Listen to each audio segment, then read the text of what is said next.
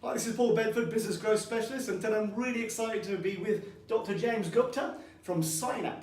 Now, I came across James on LinkedIn, which is a fantastic platform, as you all know, because you're watching on LinkedIn or YouTube.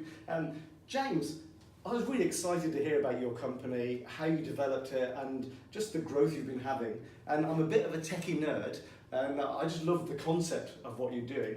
And your story, to me, sounds very similar to the way that companies like Google and Apple and Amazon, the way they started, except you didn't start in a garage, did you? No, that's your mistake. That's close enough. University of So, is it okay if you talk me through where this started, where the idea came from, and the struggles and growth that you've experienced? Yes. You've won Startup of the Year, haven't you? We've won a couple of Startup of the Year. That's Yeah, we've got the exciting. Leeds one. We've got some other things. But yeah, so Synap is I describe it as an intelligent online study tool. And it grew out of a design that my co-founder and I had. We're medics by background, so we were studying medicine at University of Leeds down the road. And you come into this as sort of millennials, as digital natives. We're very much used to having things always on. The flip side of that is that our concentration spans are not great. So the idea of like sitting in a library and sort of like staring at a textbook for hours on end just didn't really like appeal to us. So we started to look into that more. We were looking for more interesting ways to study, and I think deep down everyone knows that you're better to do 6-10-minute sessions a week than 1 hour session, for example, spacing things out, focusing on your weakest areas and not on your comfort zones, mixing up the content that you do, comparing yourself to peers and all the rest of it. Now that all makes common sense to people, but it's difficult to keep track of, especially if you just want 5 minutes and you don't want to spend that 5 minutes searching through flashcards or whatever else. And also, what I found is that a lot of the time when you want to do a 10-minute slot, you might go on YouTube and watch a video, but it's not very structured, is it? That's it. Yeah. So you want the flow. structure in with it as well, and you want to, again, 10 minutes. You don't want to spend 50% of your time thinking about what to study or whatever. Yeah. So we built what became Synap, and it started off as just a Facebook group that me and my colleagues could post questions to. So basically trying to catch each other out. That worked really well, so we built it into a WordPress plugin, and eventually into its own site, and eventually into an app. And it just sort of grew and grew from there, so really natural iteration progress. I was using it to get through my exams, and if there was something that wasn't quite right, we'd flip out of it, start coding it again, then re-release it. So by the time that's fab that you're actually using it yourself. I think that was the key part of it. Brilliant. So we went through thousands of iterations by the time we actually sort of launched anything that the rest of the world would see, but as a result we'd ended up with something really fine-tuned to what students actually wanted. And I think also, you know what, a lot of companies and people and businesses don't see the hard work that's gone behind thousands of iterations of these apps. They just see the end polished app and think, oh, I'll make an app. And they do a rubbish app and they put it out there and they expect it to work, but there's so much more. And that's what we did. So I look at the first few versions of it now. It was terrible. So by the time you finish making an app, you're embarrassed by it, and you know you could do a better version. But it's the only way to do it. Now apps are great because it does let people like me and obviously millions of other people set up something in their bedroom and launch it off to millions of people. But there's still a lot to do. There's things that you just won't consider. People are going to find new and novel ways of breaking your app where possible. You want to make sure that you're tracking all the right things, and really the only way to learn that is just to sort of test it out in the field, get people using it, get some feedback. Brutal as that may be in the early days. I can imagine. I have been a software developer myself in my young years, so yes, I found that it's amazing when you release something, you've tested it massively. 5 minutes, you get someone coming back with, this doesn't work. It's incredible, isn't it? It's a huge natural bias, and I think all software developers, it takes you a while to learn, because you do. I remember having this idea in my head, version 1.60 will be the perfect version, there'll be nothing wrong with it, and it'll be fine. Then you submit it to Apple, and it's just obvious bugs, or you're right, someone uses it on 3G on an iPhone 5S set to the US setting or something like that. There's always bugs that people will find, so I think this is where the phrase like always be shipping comes from. It's just set yourself a target when you're going to release something. Don't try and make it perfect, just try and make it less problematic than it was before, and it'll improve over time. Great. So it's kind of an iterative approach. Did you have release cycles, or have you How have you been tracking kind of like the improvements? Have you put together a Only roadmap? recently, so it's only the last 14 months that we've been doing this sort of like full time. Before then, it was something that we did alongside our studies. So, you know, I said we had 3 years at uni in a relatively risk-free environment to just go out, test it. We didn't really have any expenses or anything like that. As we started to get more people, so as it grew from like a NUS thing to a Leeds Medical School thing to something that people who were not doing medicine at all, doing all sorts of things all over the world were using. Explain how that happened, because that's really, we chatted about that, and the growth, how you grew this. It's kind of organic, but it's also structured, and I thought it was really clever. Originally it was really organic, so we didn't see this as a business at all. We just put an app out there, we were charging about £2 a download, it was getting maybe 5 downloads a week or something like that, which, you know, when you don't even know what a startup is or whatever, that's not bad for something that you just thought would be a CV project. Extra £10 in the bank. Exactly, yeah, it'd be handy for that's for 2 pints, isn't it? Actually, no, in Leeds that's 3 pints. Yeah, Leeds is 3 pints. Yeah. And then we made it free, and then one day, that day it got like 15,000 downloads. Now, I think that's fascinating. Because so charging for it and then switching it around to make it free, and it got 15,000 downloads. That's incredible. Yeah. So in hindsight, I've been trying to understand what happened there. So I think it was a bit of luck. It was a bit of right time, right place, and all the rest. But then also, it was a well-reviewed, ad-free education app that was paid and had gone free. Yes. And there's actually not so many of them. Like there's lots of apps that go free, but they've got bad reviews, or they go free because they're ad supported. So we just got picked up by a couple of like app review sites and edtech sites and stuff like that. And at a certain point, you enter a positive feedback loop where, okay, you get one good review, people start tweeting about it, then suddenly you're in the top 10, and once you're in the top 10, you're probably going to surge up quicker because more people are going to discover it then. Wouldn't it be wonderful if you could document how that happened? I guess there's no way you can. No, because I mean that's just a feeling, and like because it's weird. I mean, this is why like the social graph and stuff like is so complicated, because that's my theory is what happened, and I think it's true. But you could also explain the story like a different way. You could find like the person's tweet that sort of sent it over from top 11 to top 10 or whatever. But it worked really well at the time. I'd like to think we've got another couple of opportunities like that in the waiting. So what that taught me about, we weren't ready to capitalise on all that attention. No. Like the app sort of like worked, but obviously we had to like massively scale our servers. We weren't. So you went from kind of like just a few users to 15,000, and then thinking, oh my gosh, what do we do now? It was on a shared hosting account, like some sort of Linux box somewhere with like cPanel, all of that sort of thing. So we hadn't built this, so we weren't tracking who the users were, or we didn't have like engagement emails and stuff, all the stuff that I know about now. But you know, I think when you're just starting something out, the temptation is to not have this stuff in place because it costs money and it takes time, and you never think it's necessarily going to get there. No. So now we're sort of building everything, you know, on the assumption that it could just scale overnight with the right sort of exposure. Brilliant. So you had to obviously plan your server growth. I presume you went somewhere that was easily expandable.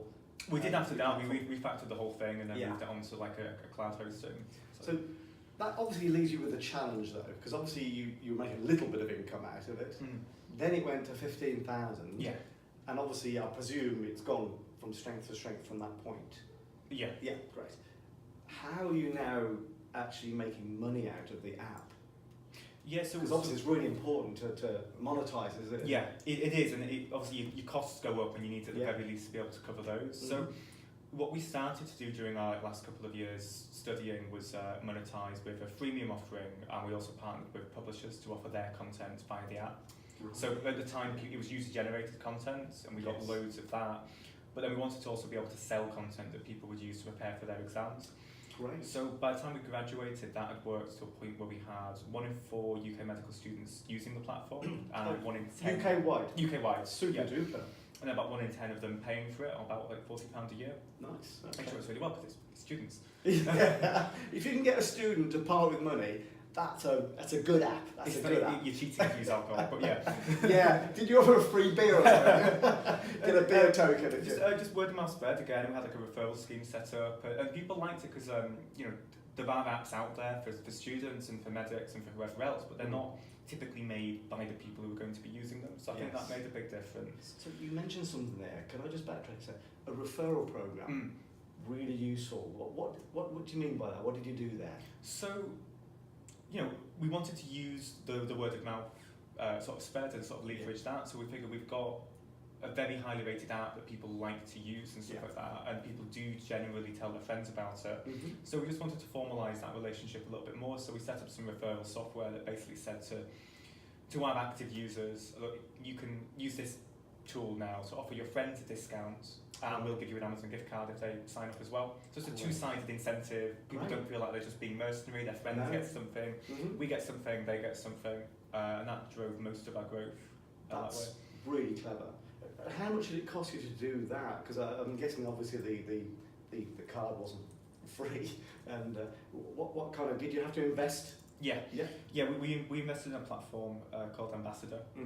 That's a third-party SaaS for tracking referrals and the payouts and stuff like that. There's other ways of doing it. You could build your own, but but there's already someone that does it. Well, when you're dealing with money and transfers and stuff like that, you don't want so to much introduce a whole extra set uh-huh. of bugs as well. But then when we graduated, the plan was then to sort of like scale it up across medicine and law and accounting and other fiels. So you are actually a qualified doctor, am I right? A medical doctor? On paper. I've got my degree and I stopped practicing. So you stopped there because you've made this huge opportunity. We had an opportunity, sure. I think so. We were turning over enough at the time we graduated to sort of think there could definitely be something here. And I'd spend the rest of my life kicking myself if I didn't sort of like pursue that path. So we did that. That was about 14 months ago. We pivoted the business slightly. So Synap is still now a tool that helps people to learn more in less time. But we go straight for the employers or the education institutions and offer them a white label platform for their students and their staff, which works really well because those are the guys that are prepared to pay for the platform typically. But then the benefits are still felt by the users of the system. Now that's really a crucial turning point, isn't it? And dealing with bigger organisations that can pay is really important. What I found, and I'm sure a lot of small business owners have found, is that getting into those larger organisations, you have to go through so many layers to get to someone who can actually make a decision. How did you find that? We've got some big sort of enterprise clients like that, and I think that is, unless you're going to focus your whole business strategy around it, and you've got someone in your team who's got these connections and stuff like that in enterprise sales, it is just sort of like, look, like a couple of times a year you'll get an opportunity, and if you play it right, and if the person's in the right mood and or whatever. The sun is that. But I think it's risky because obviously the sales cycles are really long. People will probably leave during those, so it is difficult, especially when you're starting out, to build up your cash flow on an enterprise sales model. We mostly focus therefore on like the last stages of SME in the mid-sized market. So someone's first learning platform in our case, or replacing like an older system or an innovation project. Lots shorter, much easier to deal with. We still love the enterprisey sort of thing. It's a different kind of beast though. So basically our cheapest plan, for example, will be like £200 a month. So that's suitable for someone with like 20 to 30 staff. That's really they can come in and sign up. It's good, and then obviously we want to grow with them and stuff. But it's obviously you're dealing with like the CEO, one decision maker at that point. So which is a lot easier, isn't it? So obviously you have the app. Have you got like a web browser version for the desktop as well? It works on any device. So we've got the website that we set up on a company's own sort of like website. Then they can download the app. Or we can produce their own suite of apps for them as well. So it's pretty much anywhere. It's portable. It's any device, and that's start it on the desktop and carry on the train if you want to. So typically we say, obviously you'll want to set up your courses probably on a web environment. It's quite involved. And the website is like fully functional. You can access videos and upload files and have discussion groups with your friends and stuff like that. The app most people use for just quickly answering questions or reviewing text that they've got. So it's on the go, mobile, offline access. So you can just study or train wherever you are. Smashing stuff. And so, what would you say were your biggest challenges? Do you think? Because obviously, growing a business it can be really hard, and there are times when you're thinking, "Oh my goodness, this is this is difficult." What's your biggest challenge, and how do you overcome that? Would you say? I think this is probably a common answer, but I think it's so true. It's scaling yourself up, and the only way to do that past a certain point is through delegating and growing your team and stuff like that. Awesome. Great. Good answer. Yeah. Cool. Good. It wasn't the test one. You're quite right. I found that small to medium-sized enterprises, they're usually started by someone really dynamic and technical, and that person is really good at that technical stuff that they do. Yeah. But making that transition from being the technician doing the do to actually realizing that you need people to be out, you need an HR person, you need like someone who does support, IT support, not the actual techie bit. You need someone who might do who finances, accounts, all those kind of things. Yes. There's a lot more to owning and running a business than there is for that technical person doing that techie thing, isn't Yeah, it is. And what I find is like I'm because I have grown this business from scratch, I've done a little bit of everything. So I've done a bit of accounts, I've done a bit of legal, I've done quite a bit of tech and stuff like that. So pulling yourself away and either getting someone in or paying someone else to do it for you when it's not like you couldn't at least have a crack at it. Yeah. It's difficult, especially you're right, it's a dynamic person to usually set it up. So to take that next step is difficult, and especially when you could just keep it as a solo business or a co-founder led business. Have a comfortable life as a result of it. So it's that point when you just start to get money in and you start to see that work paying off. Yes. Then you've got to make that decision to, like, you've got to be a masochist because you then got to spend all that money on people who are not going to start making you money back for another 6 months or so. And it is an investment, isn't it? Exactly. It's an investment, and you've got to put off the comfort for a little bit longer and then sort of grow it. So I think I see my job as trying to make myself redundant. Exactly. Because once I've really shelved off a piece of work that someone else could take and then sort of run a bit more procedurally, something else will come along. So now we've got salespeople, for example. Mm-hmm.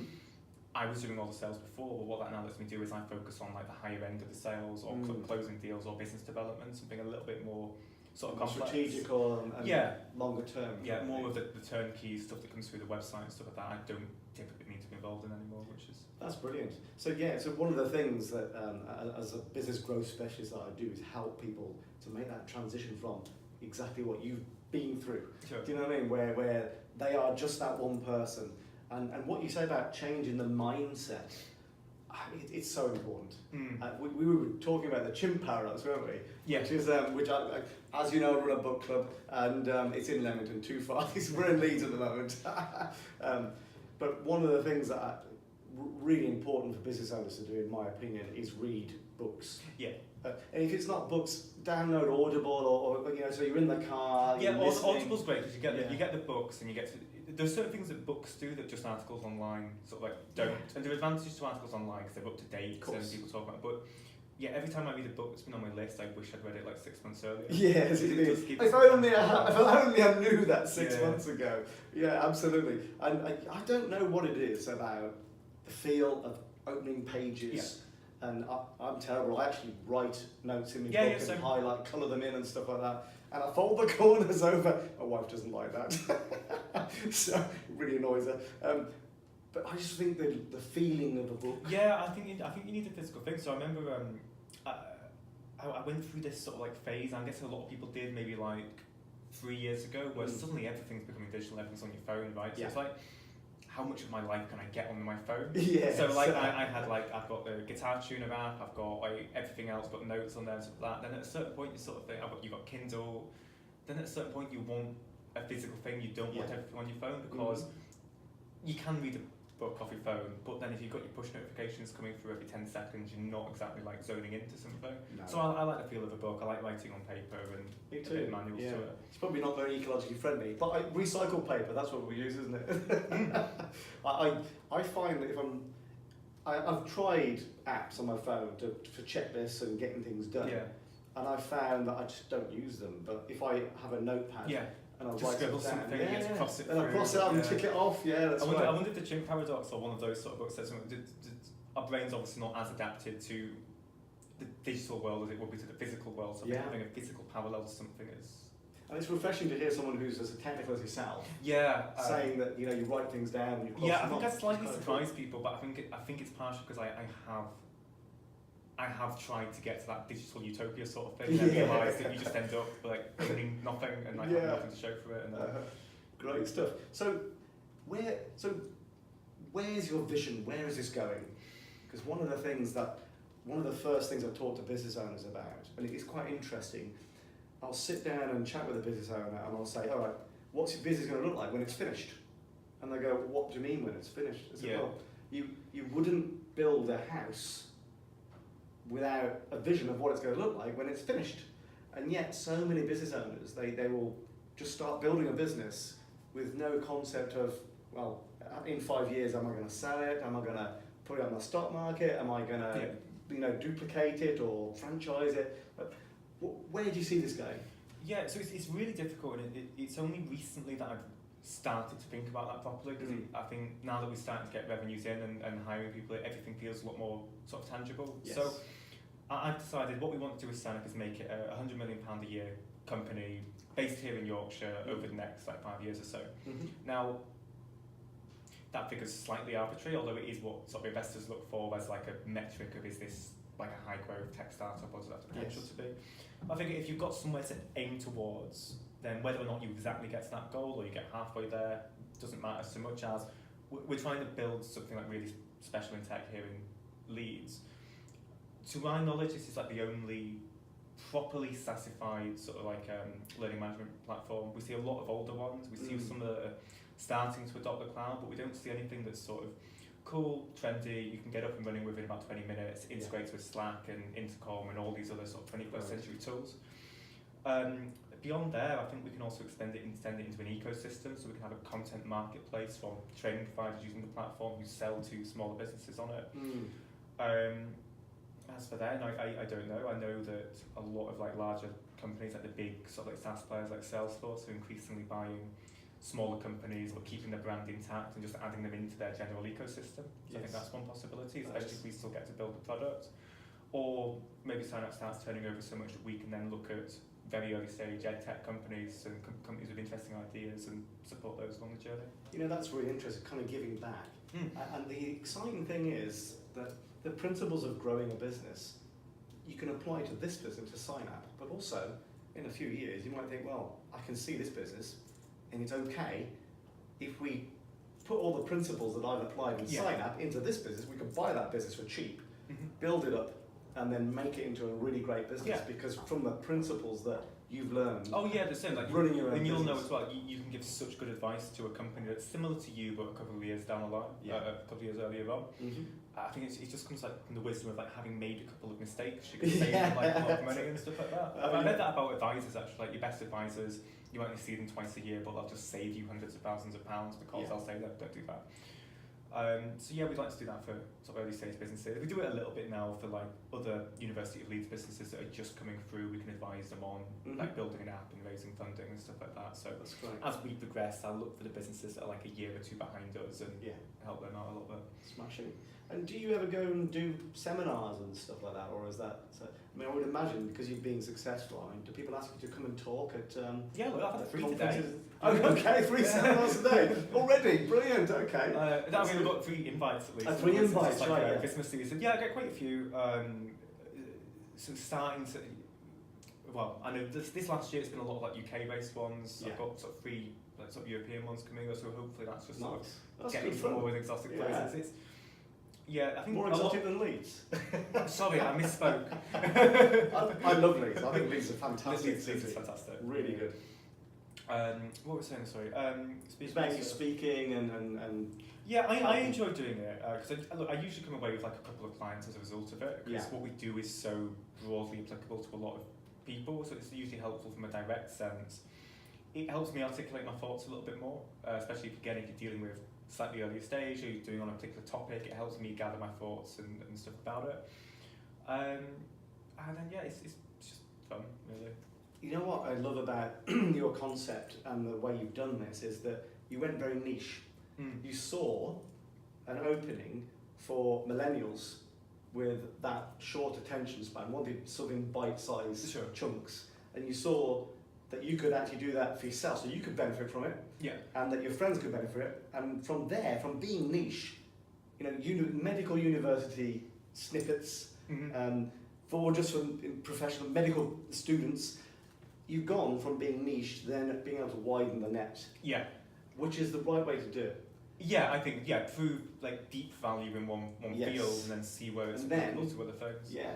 What a lot of businesses make the mistake of doing shotgun. Yeah. They try and hit every market at the same time and end up with nothing. It took me a while to get my head around that because I had my investors saying it to me, I had other people I trust saying to me like you need to focus, and like I was pushing back against it. I think in the back of my mind I was sort of thinking, well, we could target everyone. The whole Why would I world. just focus on this one? But it is Yeah.